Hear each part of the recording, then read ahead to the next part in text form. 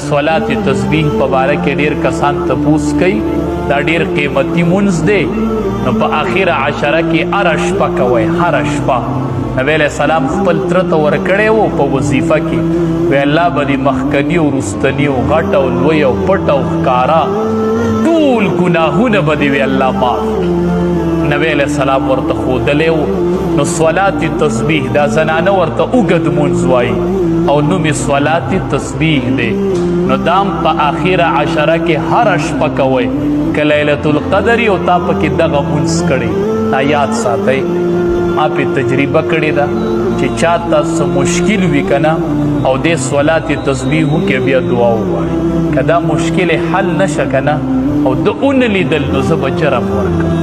هر شپه صلات تسبیح کوئ ماسخوتن ودرېږئ وایي که دا لیلة القدر یو زما پکې صلات تسبیح راشي او د هغې اسانه طریقه دا ده خلک اکثر طریقه باندې لږ ورته مشکلات اسانه طریقه دا ده چې د څلورو رکاتو نفلو نیت په وته که صلات تسبیح وایي څلور رکاته صلات تسبیح مونږ ادا کوم په دې حاضر وخت الله اکبر